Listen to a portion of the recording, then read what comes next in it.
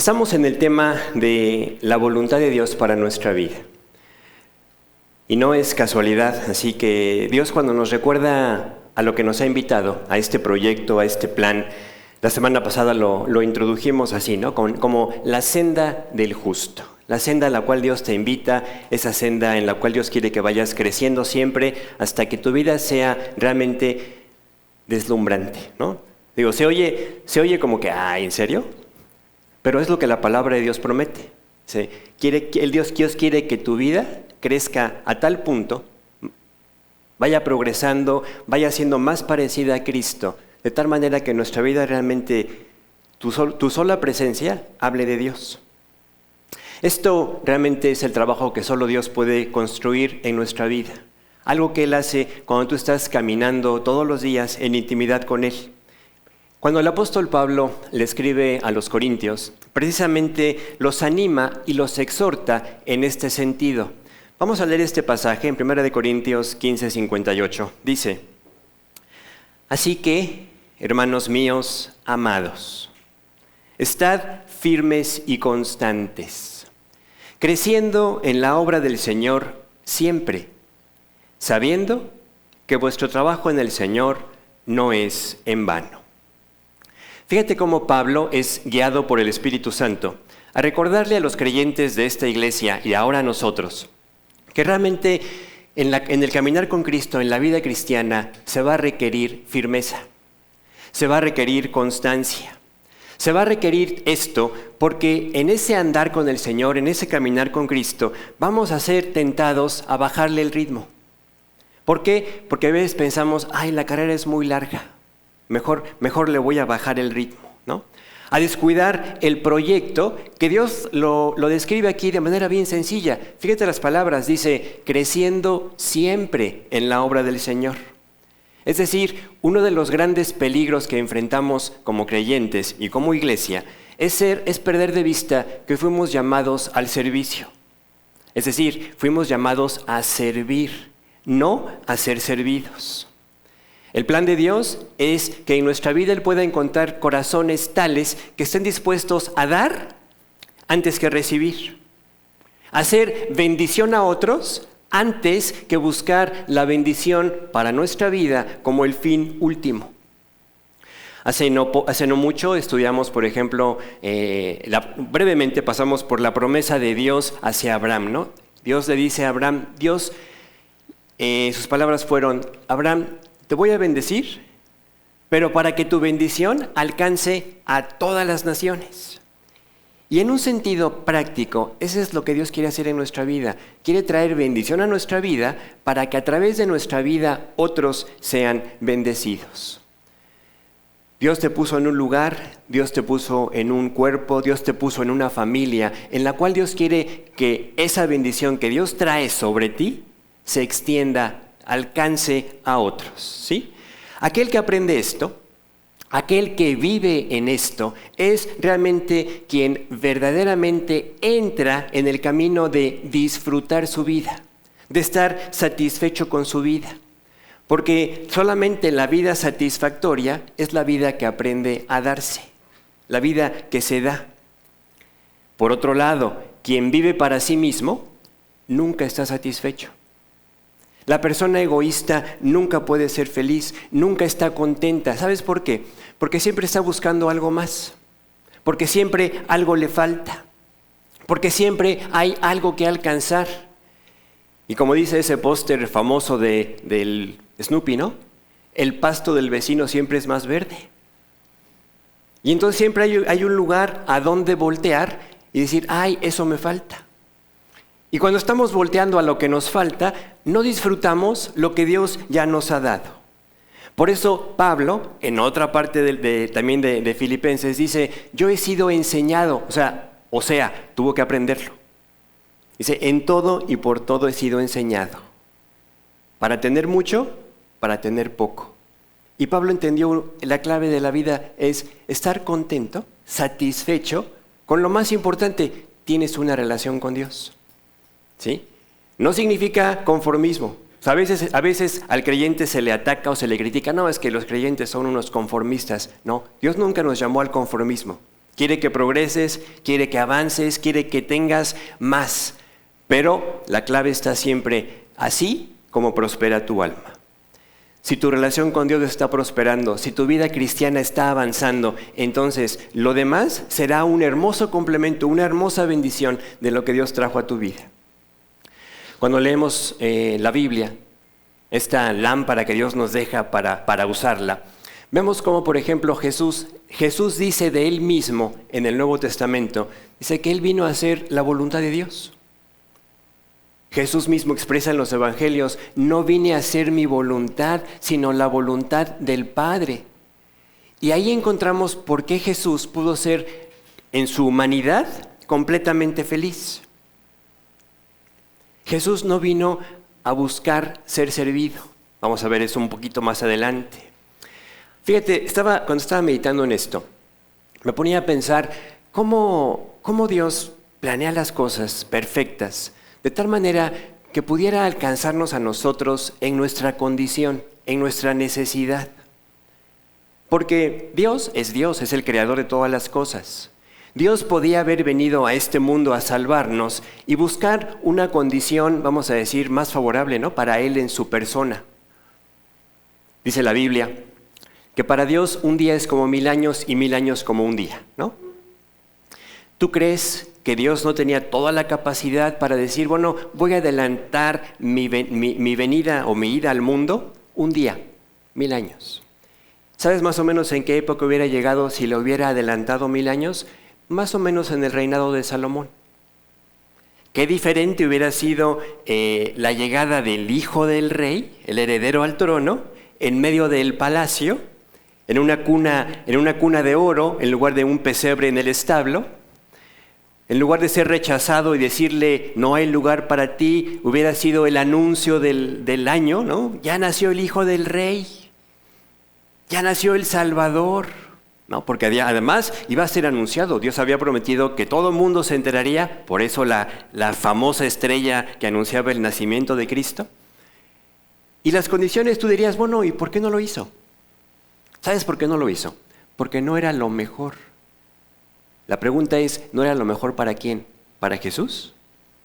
Para Jesús, desde el punto de vista humano, hubiera sido mucho más cómodo, mucho más sencillo, nacer en un lugar donde todos los reflectores estuvieran puestos sobre Él, donde de entrada tuviera la aceptación, pues porque era el hijo del rey, donde de entrada tuviera así la popularidad, el beneplácito de todos, ¿no? Pero no hubiera sido lo mejor para nosotros, y te voy a explicar por qué. Cuando más adelante la Biblia dice, sed imitadores de mí, así como yo de Cristo, sigan las pisadas de Jesús, imiten al Salvador, tú y yo hubiéramos dicho, bueno, perfecto, pero denme ese ambiente, ¿no? Denme ese ambiente donde nazca con todos los recursos, con todas las capacidades, con todos los reflectores, con todo a mi favor, y entonces sí puedo obedecer a Dios. Pero Jesús no nació así. Jesús decidió identificarse desde el mismo momento de su nacimiento, identificarse con nuestra necesidad. A veces nos cuesta trabajo reconocerlo, pero nosotros estábamos así. Nosotros somos, él es rico, nosotros somos los pobres. Nosotros somos los que lo necesitamos. Nosotros somos los que necesitamos ser alcanzados por ese Dios que vino a nuestra vida para darle sentido a lo que sin Él nunca tuvo, y si nos separamos de Dios aún como creyentes, nunca tendrá sentido. En esta línea de pensamiento imaginaria, por eso Dios no lo hizo así, Él tiene siempre los mejores planes. Me ponía a pensar, ¿dónde hubiera quedado un milagro, por ejemplo, como el de los 5,000, ¿no? La alimentación de los 5,000. En el tiempo de Salomón, el hijo del rey nada más hubiera dicho, pues ahí te encargo unas cuantas carretas de alimento del palacio, ¿no? Y además a cada uno, por favor, al final denles una monedita de plata. La plata era tan rico el reinado de Salomón, que dice la Biblia que la plata era considerada como cualquier cosa. Como piedras del camino. Así que denle una monedita de plata a cada uno en conmemoración del convivio multitudinario del Salvador, ¿no? ¿Y dónde hubiera quedado la enseñanza que nosotros tanto apreciamos y tanto ha realmente sembrado en nuestra vida de que lo que pones en las manos de Dios, aunque sean esos pocos panes y esos pocos peces, Dios lo multiplica, Dios lo bendice, Dios hace milagros con lo insuficiente, y ahí estamos tú y yo, cuando nos ponemos en las manos de Dios. Aquí entendemos algo. Cuando Dios hace algo en tu vida, cuando Dios tiene un proyecto para ti, no está buscando nada más tu beneficio. Siempre está buscando el beneficio de muchos. Pablo le escribe también a los filipenses y les comparte sobre el gozo que él tiene de tener cerca a un discípulo, del cual dice, las palabras son bien reveladoras, dice, a ninguno tengo como este.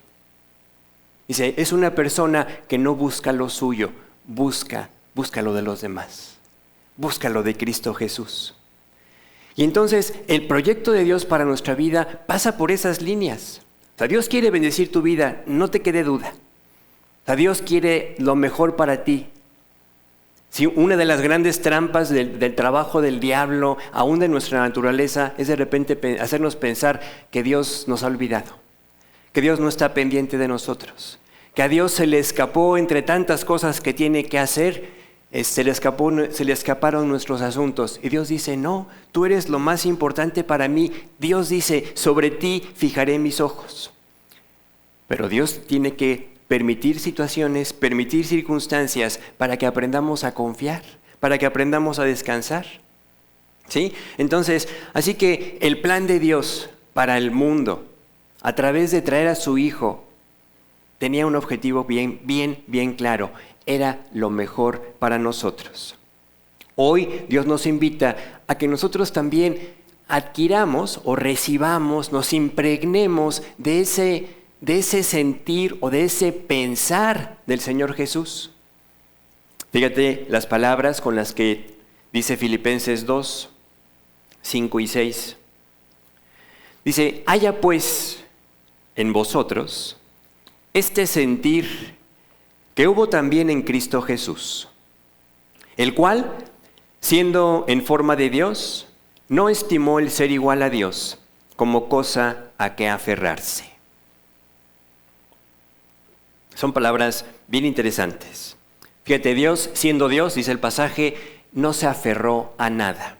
Dios ya cumplió en su humanidad como Jesús, ya cumplió la voluntad del Padre. Hoy tú y yo somos los que estamos invitados a vivir en la voluntad de Dios. Por un lado, Dios te dice, esa voluntad es buena, es agradable, es perfecta, pero tiene retos.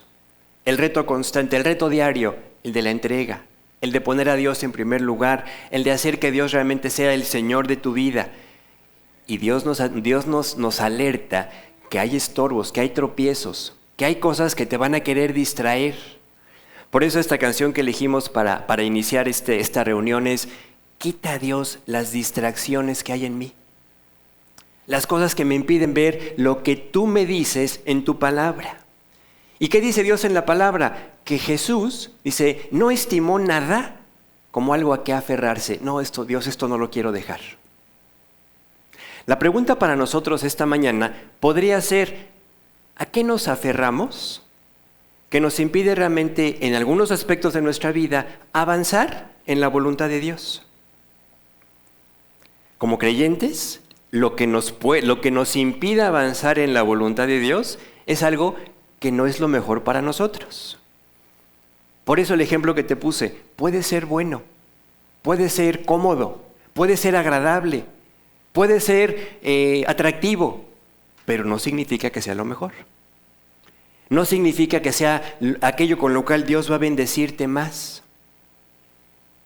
Lo podemos ver también desde el punto de vista del que aún no recibe a Cristo. ¿A qué te aferras para no recibir a Cristo? O sea, como creyentes entendemos esto bien, ¿no? O sea, quien no ha querido recibir a Cristo dice, ¿por qué se resiste? En Cristo hay vida, en Cristo hay dirección, en Cristo hay paz, en Cristo hay gozo. ¿Qué te detiene? Y sin embargo vemos a personas cercanas. Ay, no, luego, no me hables de eso. ¿A qué te aferras? ¿A qué te aferras? Es la pregunta que nosotros debemos responder.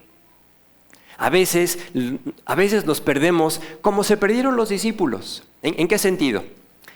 Los discípulos, cuando por fin entienden que Jesús se va a ir, que va a morir y que va a regresar al Padre, se empiezan a preocupar, sí, primero porque Jesús los iba a dejar, pero después, igualito que nosotros, se empiezan a preocupar, bueno, ¿y quién se va a quedar aquí al mando? ¿Quién va a ser el mayor? ¿No? ¿Quién va a tronar los chicharrones? ¿No? Y Jesús se da cuenta de esto, conociendo el corazón, y les dice, a ver, les voy a explicar. Quien quiera ser el mayor, quien quiera ser el más importante, es el que esté dispuesto a servir a todos.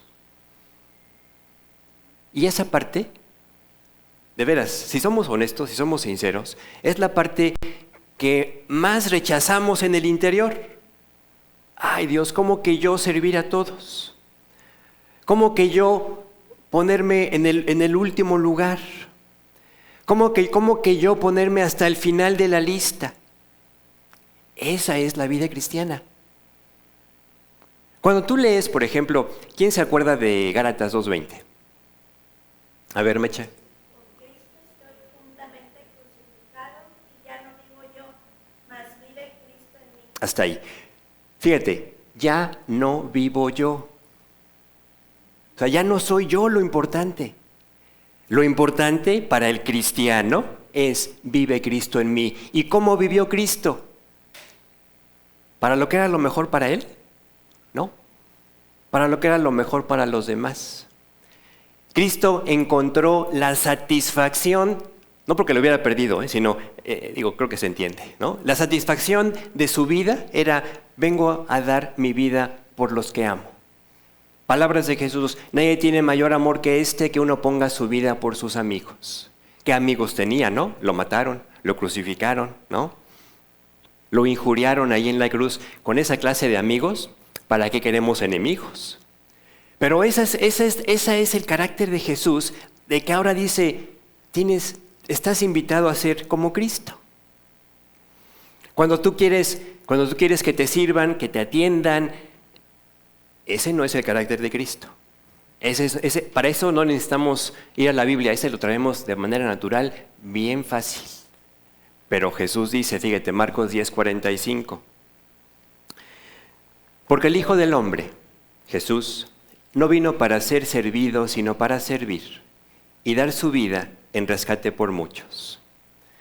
Entonces, el punto de partida para nosotros cada día debe ser, Dios, que no sea un día donde yo busque lo mío, que no sea un día donde yo busque mi beneficio, sino el de otros,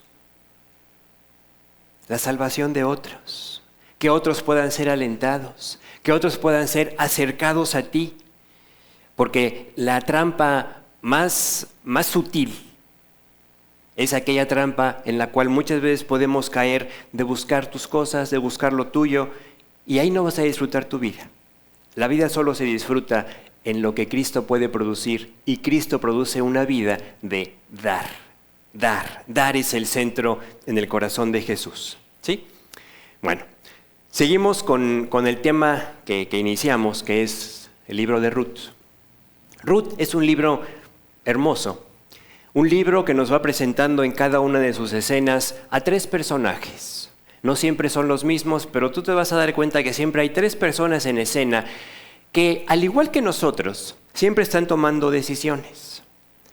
Las decisiones que las personas van tomando en esta historia de la Biblia van siendo determinantes para lo que van a enfrentar más adelante, igual que en nuestra vida. Tú y yo todos los días tomamos decisiones, desde las más simples hasta las más trascendentes o las más profundas. Pero nuestras decisiones determinan lo que somos, lo que vivimos. Hoy tú puedes voltear a ver tu vida y darte cuenta cómo hoy, donde estás, en las condiciones que rodean tu vida, es consecuencia, es fruto de tus decisiones. Y entonces hay decisiones en las cuales tenemos que afirmarnos y otras que tenemos a lo mejor que corregir, que rectificar. Hay decisiones, por ejemplo, desde el punto de vista de tu vida espiritual, que por ejemplo, si tú dices, voy a tomar la decisión de pasar más tiempo con el Señor, más tiempo, 5 minutos más, ¿no? No se trata de que apartes así, a ver, voy a pasar 5 horas leyendo. No es así.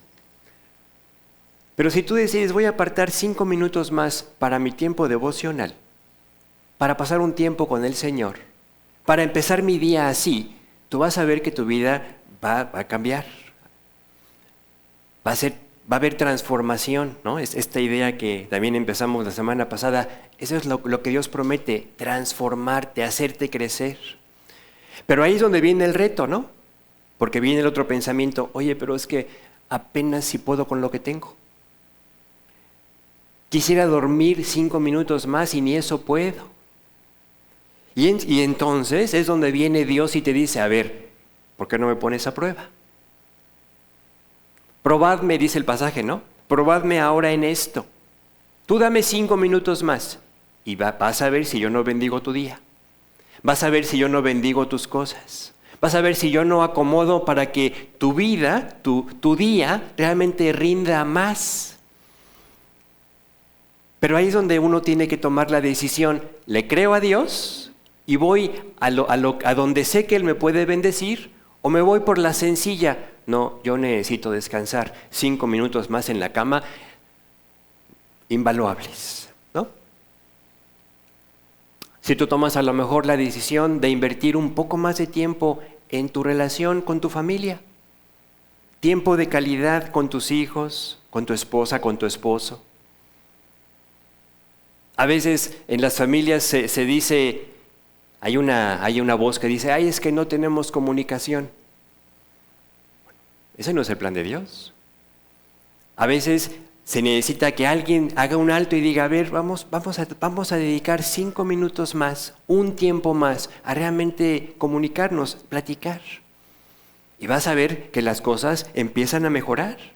Y así, en cada aspecto de nuestra vida, Dios va trayendo delante de nosotros así los flashazos, ¿no? Las imágenes, los pensamientos de las cosas que tenemos que poner en sus manos para que realmente Él pueda empezar a hacer el trabajo, para que Él haga lo que nosotros no podemos. Como creyentes, a veces tenemos que recordarnos, por eso dice la palabra, alentaos unos a otros, tanto que el Señor está cerca, tanto más ahora porque el Señor está cerca, alentarnos a hablar de Cristo. A veces de repente te puedes dar cuenta que ya pasó una semana desde la última vez que nos vimos con la mayoría. Oye, ¿y hablaste de Cristo? ¿Cuántas personas tuviste enfrente junto a ti esta semana y que tuviste la oportunidad de decirles algo acerca de Dios, regalarles un folleto? Folleto, ¿qué es eso? ¿No? Ya ni sabes qué es un folleto, ¿no? Y a veces pensamos que el trabajo es, ay, los voy a invitar al estudio. Mira, no está mal que los invites al estudio. Aquí, bienvenidos. Aquí les hablamos. Pero si tú no les hablas, ni saben, o sea, ni van a saber cuando les digas, te invito a un estudio. ¿Estudio de qué? ¿Qué tan burro eres que a los 40 años sigues estudiando? ¿No? Nuestra vida tiene que estar continuamente recordando la eternidad. Vamos a la eternidad. De una u otra forma vamos a la eternidad. Y como creyentes podemos cerrar nuestros ojos a que el que está junto a mí va a la eternidad, pero separado de Dios. ¿Sí? Entonces es triste descubrir que de repente entre los creyentes podemos estar caminando hacia la eternidad con Dios, pero desentendidos de la eternidad de los incrédulos. Ahí tenemos que ir con Dios y decirle, Dios, perdóname. Permíteme volver a afirmarme en este objetivo. La razón por la que yo estoy aquí otra vez no es para que me vaya bien a mí, para que yo esté bien, para que disfrute de todas las bendiciones que Dios me ha dado, sino para que yo pueda ser luz, para que yo pueda ser sal. ¿Qué produce la sal? Sed de Cristo.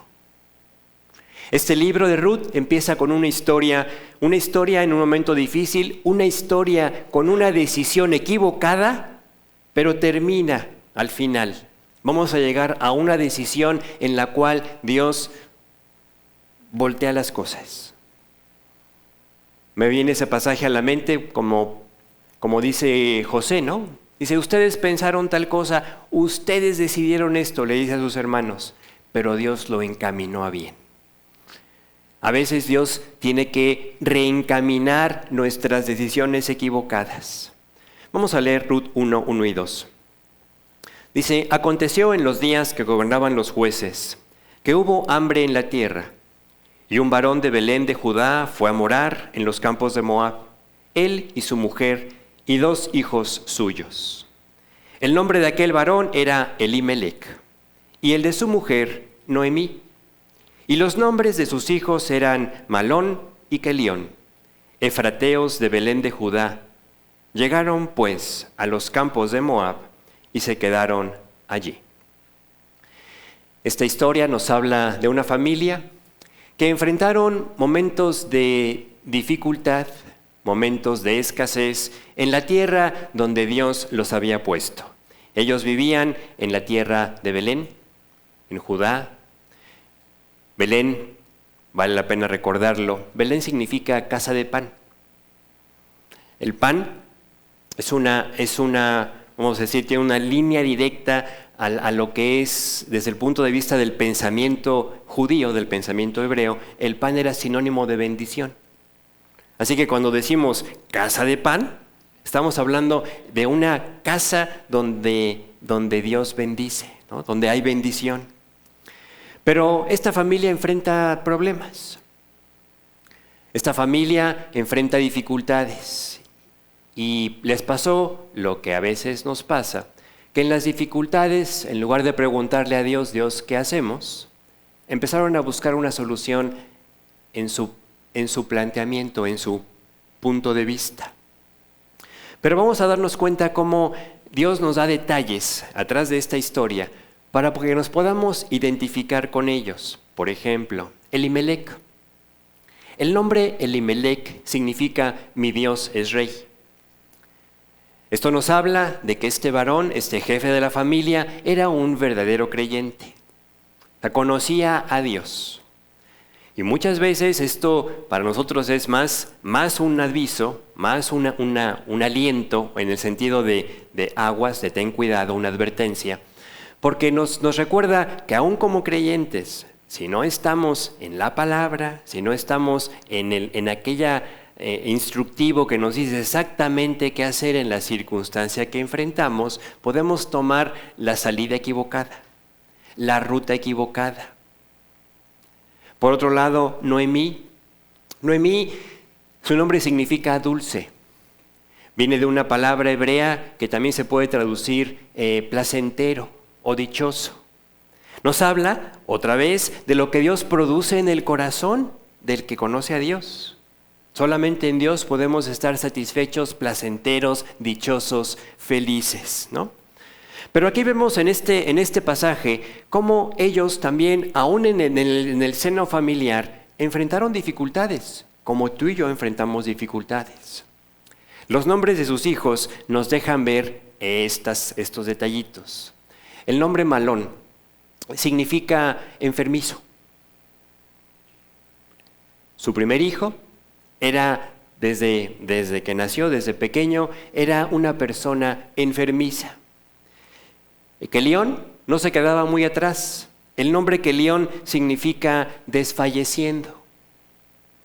Y tú sabes, tú que tienes hijos o hijas, sabes que cuando un hijo se nos enferma, hay focos rojos en el hogar, ¿no? O sea, si algo puede arrebatar así la paz del corazón de un padre, de una madre, es, oye, es que tengo enfermo a mi hijo, tengo enferma a mi hija, ¿no? Y son esas circunstancias que podemos ubicar así hoy desde afuera y ver, mira, en este hogar, 2 creyentes, una persona que conoce a Dios, una mujer que conoce a Dios, pero que en medio de las circunstancias pueden ser tentados a tomar decisiones al margen de la palabra de Dios.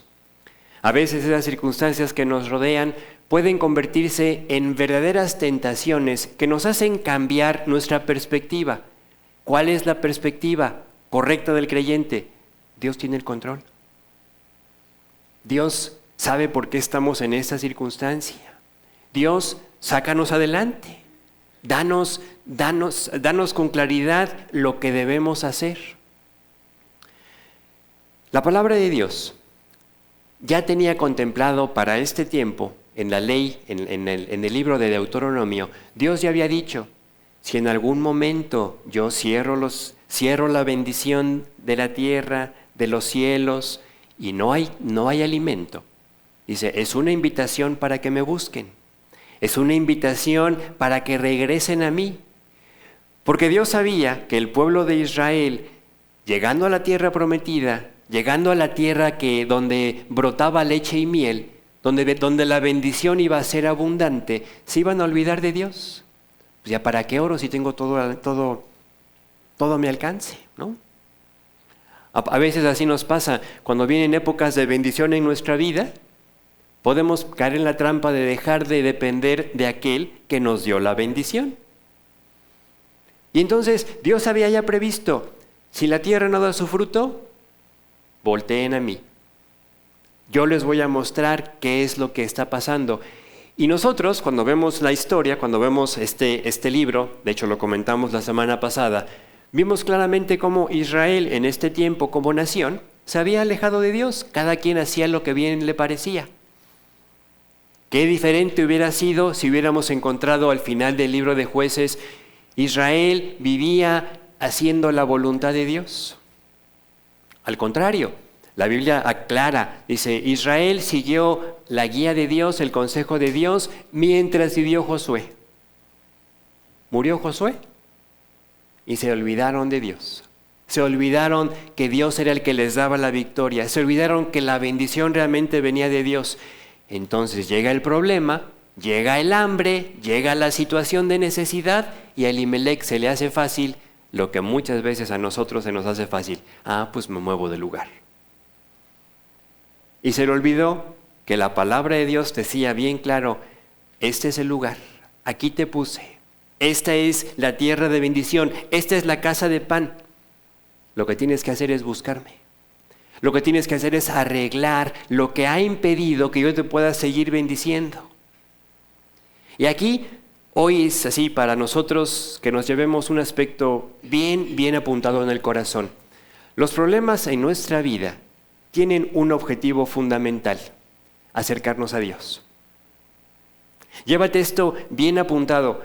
Tu vida, en los problemas que enfrentes, chicos o grandes, ese problema tiene un propósito. Busca a Dios. Busca la guía de Dios. Toda dificultad tiene este propósito. Si tú te acercas a Dios, ya de entrada esa dificultad será una bendición. Así es como debo tomar yo el problema. Pero si en la dificultad yo empiezo a buscar mis soluciones, mis recursos, mis pensamientos, vamos a caer en la misma trampa que cayó Israel. Cada quien hacía lo que bien le parecía. Elimelec, Noemí, vamos a hacer las maletas, empaca todo, cierra la casa, nos vamos a Moab. Y muchas veces esos son los pasos sencillos, pero desastrosos que damos para salirnos de la voluntad de Dios. Y aquí tenemos que aprender esto. No cometamos el error cuando vienen los problemas de buscar la solución al margen de lo que la palabra de Dios dice. Aquí no tenemos los suficientes detalles para poder decir que Elimelec lo sabía o lo recordaba, pero sí sabemos que no buscó la guía del Señor, porque si no Dios le hubiera hecho llegar el consejo, le hubiera hecho llegar la instrucción, le hubiera mostrado lo que dice la palabra, ¿sí? Y entonces podemos partir de la base de que no importa si el matrimonio era creyente, si la mujer era dulce, si los hijos eran hermosos, aunque enfermizos. Aquí la clave es, debemos buscar que nuestra vida esté fundamentada, cimentada, realmente arraigada en la palabra de Dios. Hemos comentado muchas veces que Dios guía, no arrastra, que Dios da libertad.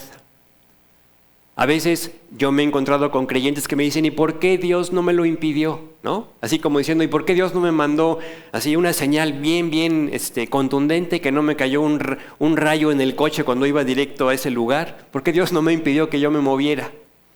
Dios da libertad, pero siempre trae el consejo, las impresiones, la conciencia. En la semana platiqué con una persona que estaba de veras asustada por lo que había vivido en esa semana. Y le dije, mira, esto nada más es tu conciencia hablándote. Y Dios usa muchas formas para hablarnos cuando queremos escuchar. Elimelec partió de la tierra de bendición, se fue a la tierra de Moab. Y tristemente, no mucho tiempo después, muere Elimelec. Elimelec salió del lugar donde Dios prometía la bendición. ¿Y sabes cuál es lo terrible de esto? Que cuando salimos del lugar de bendición, cuando vienen los problemas, siempre surge esto en el corazón.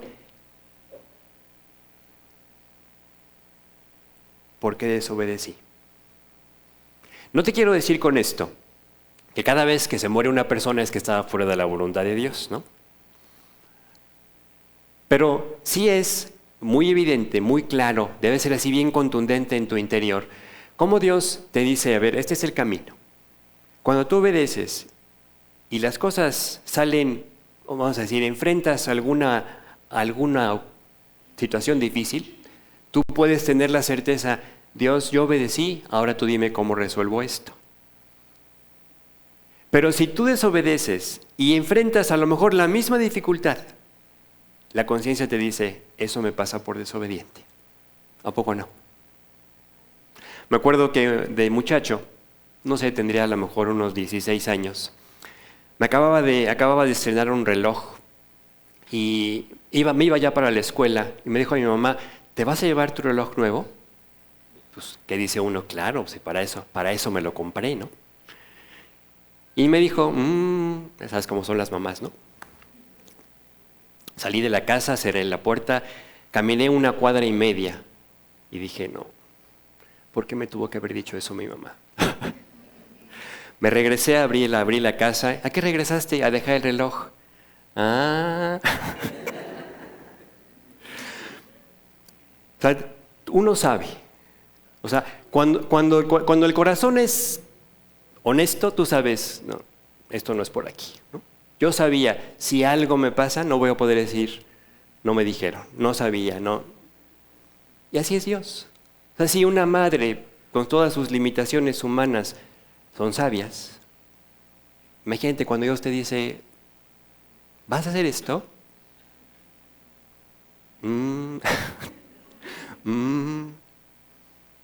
Pero ahí queda a tu conciencia, queda a tu libertad, queda a tu sensibilidad espiritual de decir, Dios, sí es cierto, no voy a esperar a que tú me mandes un rayo del cielo, ¿no? Una disciplina para entender, esto no es la voluntad de Dios. Así que, de veras, en la voluntad de Dios vas con un seguro, vas en el lugar, por eso le puse este título a esta mañana, vas en el lugar seguro. No que no vaya a haber problemas, pero en los problemas vas a poder voltear y decirle a Dios, Dios, ¿ahora qué hago? ¿Cuál es el siguiente paso? Porque yo sé que tú permitiste, tú planeaste esa situación que enfrenté. Pero cuando entramos a la situación porque seguimos nuestra voluntad y nuestros deseos y viene el problema, tú nada más vas a recordar, me dijeron que no era por aquí. Me dijeron que este no era el camino. Me dijeron que esta no era la circunstancia en la que tenía que entrar y no obedecí. ¿Sí? Entonces, vamos a poner como meta de nuestra tarea para esa semana, así ubicarnos, Dios, tú tienes una voluntad para mí. Una voluntad que dices que es buena, agradable y perfecta. Yo quiero hacer un hábito en lo que haga, en lo que planee, en lo que quiera hacer. No hacer nada sin preguntarte, Dios, ¿esto es lo que tú quieres? ¿Esto es lo que tú has planeado?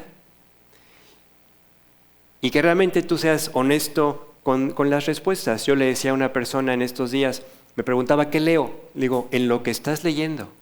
O sea, la Biblia no es saber la abro y a ver dónde cae y ahí Dios me va a decir. No, la Biblia es para que te alimentes todos los días. En lo que estás leyendo, ora, lee y ahí Dios te va a hablar. Entonces, busca la voluntad de Dios, porque aquí vamos a empezar a ver más detalles ya la próxima semana de cómo el salirse de la voluntad de Dios lleva a un cambio la situación, Algo que parecía como la solución para todas las cosas, empieza a complicarse el asunto, se empieza a deteriorar. En las manos de Dios los asuntos mejoran, los asuntos progresan, la vida fructifica. Alejados de Dios, todo lo contrario. Juan 15, alejados de mí, separados de mí, nada puedes hacer. El pámpano que está separado de la vid se seca, los echan fuera, los queman en el fuego y arden. ¿Oramos? Dios, te damos gracias, porque tenemos una invitación que, si somos honestos, no hay forma de decirte que no. Una invitación a vivir en tu voluntad, en lo que tú tienes para cada uno de nosotros, para mí.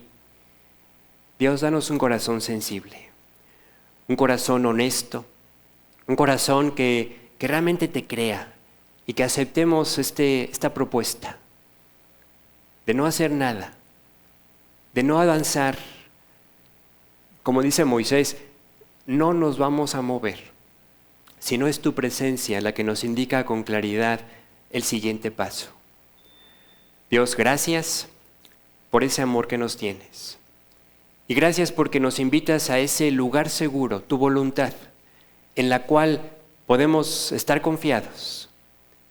Como dice Pablo en el Nuevo Testamento, nada, ni lo alto ni lo profundo, nada nos puede separar de tu amor. Nada nos puede separar de lo que tú has planeado para nuestra vida si decidimos vivir en obediencia. Te pedimos esto en el nombre de Jesús. Amén.